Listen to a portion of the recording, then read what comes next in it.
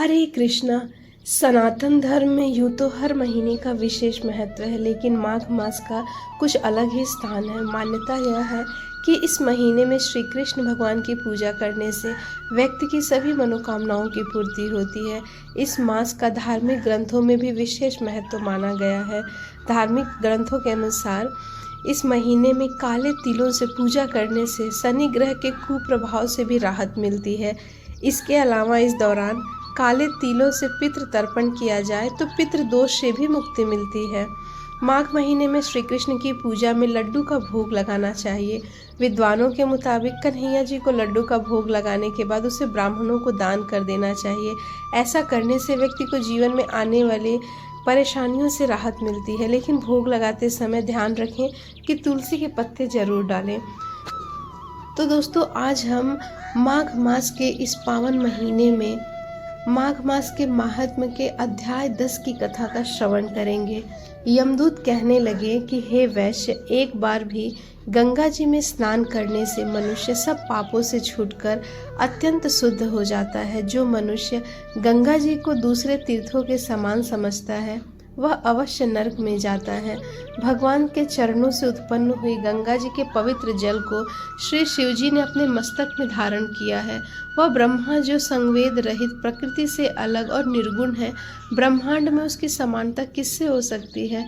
गंगा जी का नाम हजारों योजन दूर से ही लेने वाला नरक में नहीं जाता, इसलिए मनुष्य को अश्वमेघ या गंगा में स्नान करना चाहिए।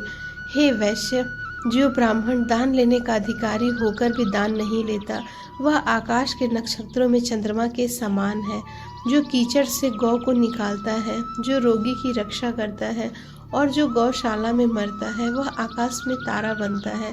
प्राणायाम करने वाले मनुष्य सदैव उत्तम गति को प्राप्त होते हैं। प्रातः के समय स्नान के पश्चात जो 16 प्राणायाम करते हैं वह घोर पापों से बच जाते हैं। जो पराई स्त्री को माता समान मानते हैं वह यम की यातना को नहीं भोगते। जो मन से भी कभी पर स्त्री का चिंतन नहीं करता वह दोनों लोगों को अपने अधीन करता है।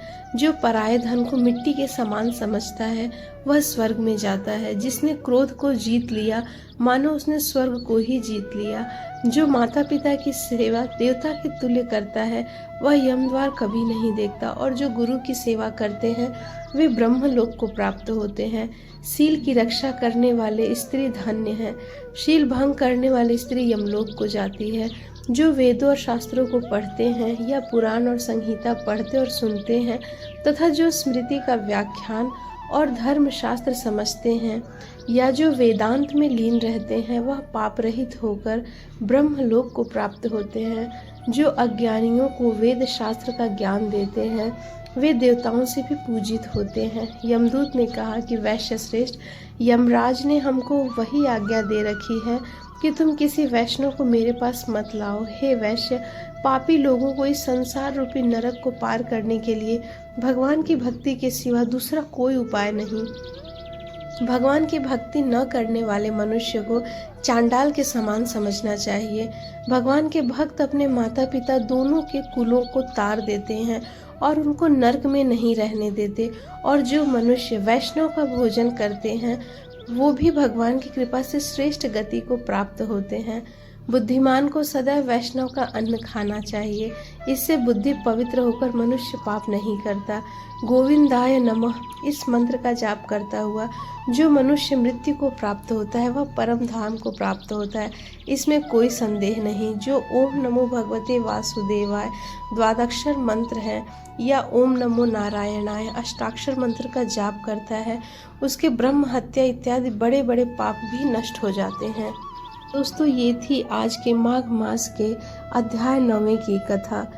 10वें अध्याय की कथा हम कल श्रवण करेंगे।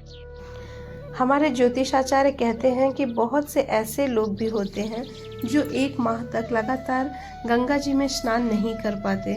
शास्त्रों में ऐसा लिखा गया है कि गंगा जी में जाकर एक दिन 5 दिन या बसंत पंचमी, अमावस्या, नवमी, एकादशी इन तिथियों में गंगा जी जाकर स्नान करते हैं तो जाने अनजाने के सारे पाप नष्ट हो जाते हैं। इसके अलावा जो लोग पूरे माघ के महीने में स्नान नहीं कर सकते, घर में ही स्नान करना चाहते हैं या गंगा सागर में, वो लोग नवमी तिथि, पूर्णमासी की तिथि और बसंत पंचमी की तिथि निश्चित है और एक अमावस्या, इन 4 तिथियों में भी जो व्यक्ति प्रातःकालीन स्नान कर लेता है उन्हें भी माघ माह के स्नान का पूर्ण फल मिल जाता है।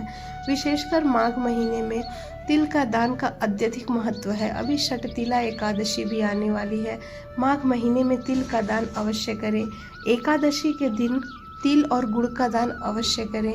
इस काम को करने से जब किसी प्राणी की मृत्यु होती है तो यमराज के दूत उस प्राणी को लेने नहीं आते, उसे भगवान के पार्षद ही लेने आते हैं।